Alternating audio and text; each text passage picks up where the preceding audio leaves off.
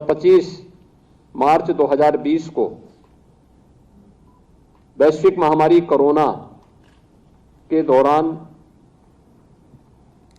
देश की 140 करोड़ आबादी को बचाने के लिए लॉकडाउन प्रारंभ हुआ था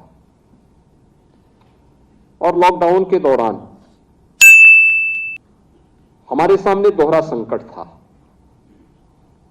एक तरफ 25 करोड़ की आबादी को किसी भी प्रकार के इन्फेक्शन से बचाना और दूसरी ओर प्रदेश के जो कामगार और श्रमिक अन्य राज्यों में कार्य कर रहे थे उनका अचानक उत्तर प्रदेश की तरफ आना और इसी दौरान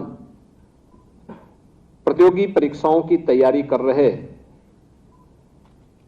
छात्र छात्राओं को जो प्रदेश के बाहर कोटा में, राजस्थान कोटा में या प्रदेश के अंदर प्रयागराज में या दिल्ली के अंदर प्रतियोगी परीक्षाओं की तैयारी कर रहे थे,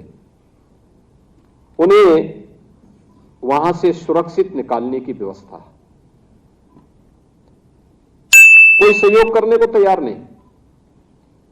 और मैं जानता था कि कोटा में जो लोग तैयारी कर रहे हैं ज्यादातर बच्चे टीनेजर्स हैं, कभी भी कोई घटना हो सकती है क्योंकि अफवाह इतनी तेजी के साथ फैल रही थी। उन स्थितियों में निर्णय लेना, मैंने अपने स्तर पर संबंधित राज्य सरकारों से भी बातचीत करने का प्रयास किया, परिणाम नहीं निकला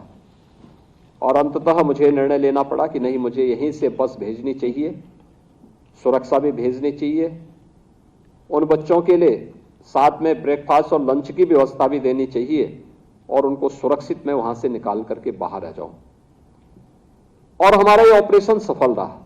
हम वहां से लगभग 15,000 बच्चों को सुरक्षित ला करके उनके घरों तक पहुंचाने में हमें सफलता प्राप्त हुई और फिर 15,000 बच्चे कोटा में थे, 14,000 के आसपास प्रयागराज में थे। इन सबको उनके गांव तक पहुंचाने में हम लोगों ने मदद की और उसके बाद वर्चुअली मैं इनसे जुड़ा था। मैंने उनसे इस बारे में आग्रह किया था कि आप लोग 1 महीने का क्वारंटीन था, उस दौरान 1 महीने के इस क्वारंटीन का आप पालन करेंगे। उन सब ने पालन किया और उस समय मैंने कहा भी आने वाले समय में कभी इस प्रकार का संकट आए तो संकट के दौरान हमारे सामने इस प्रकार की चुनौती फिर से ना आने पाए, इसके लिए हम लोग प्रयास करेंगे कि राज्य में ही हम लोग कोचिंग संस्थान इस प्रकार का देंगे जो केवल एक कोचिंग नहीं होंगे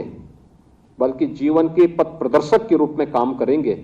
और उसका नाम हमने अभ्युदय कोचिंग संस्थान रखा। अभ्युदय संस्थान रखे। अभ्युदय का मतलब सांसारिक उत्कर्ष का मार्ग जहां से प्रशस्त हो सकता हो और सचमुच आज इसके परिणाम इस बात को प्रदर्शित करते हैं कि ये सांसारिक उत्कर्ष के ही मार्ग प्रशस्त कर रहे हैं। सबसे अच्छी बात क्या है, 1998 से लेकर के 2017-18 या 20 तक बामुश्किल जो कोचिंग संस्थान समाज कल्याण विभाग चलाता था, इसमें से 3-4 लोगों का ही सिलेक्शन हो पाता था। याद करिए, 3-4 लोगों का सिलेक्शन होता था और वह भी यूपीएससी और